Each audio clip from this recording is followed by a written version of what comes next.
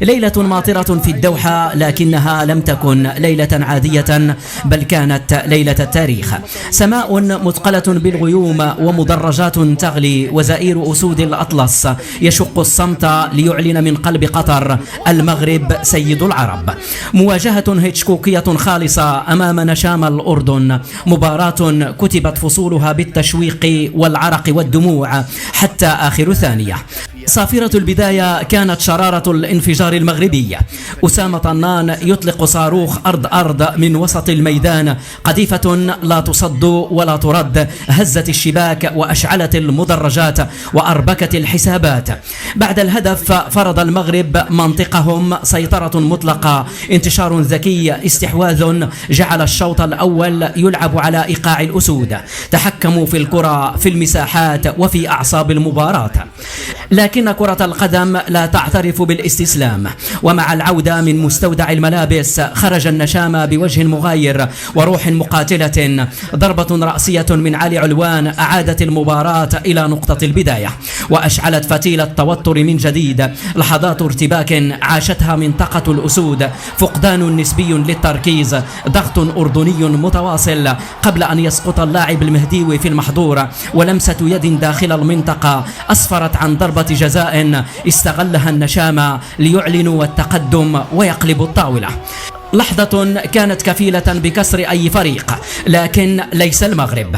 الأسود رفضوا الانكسار ورفضوا رفع الراية البيضاء. عاد القناص عبد الرزاق حمد الله وفي توقيت الأبطال ليعيد الروح ويزرع الأمل بهدف عدل به الكفة، هدف رفض في البداية وسط صدمة الجماهير قبل أن يتدخل الفار ويقول كلمته، مؤكدا شرعية الهدف لتنفجر المدرجات وتشتعل المباراة من جديد.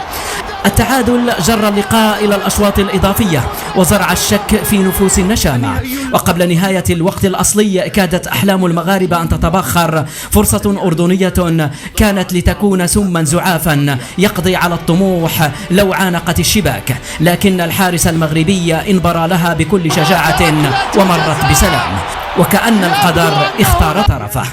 ومع بداية الشوط الأول ظهرت شخصية البطل. كتيبة طارق سكيتيوي بدت أكثر هدوءا، أكثر نضجا، وأكثر تعطشا للذهب. هجمة تلو الأخرى، ضغط لا يتوقف، إصرار لا يلين، حتى جاءت اللحظة الفارقة. القناص حمد الله من جديد في المكان والزمان المناسبين، تمركز ذكي، استلام مثالي، ولمسة قاتلة يركن بها الكرة في الجهة اليسرى للحارس أبو ليلى. هدف أنهى الحلم الأردني وكتب السطر الأخير في رواية المجد المغربي. ليلة الدوحة الماطرة لم ينجل سحابها إلا وقد توج المغاربة بثاني لقب عربي في تاريخهم، إنجاز يكتب بحروف من ذهب ويضاف إلى سجل أسود الأطلس. أما النشامة فكانت ليلة طويلة ثقيلة عصية على النوم، تجلى ذلك في تصرف شارد للاعبين من الأردن رفض مصافحة المدرب المغربي في الممر الشرفي، لكن الحكم لا يصدر بتصرف نشاز، فلقد حي الآخرون طارق السكيتيوي وعانقوه وخرجوا مرفوعي الرأس بعد ملحمة كروية خالدة. وفي النهاية تلك هي كرة القدم، لحظة لك ولحظة عليك. هنيئا للمغرب وهارد لاك للأردن.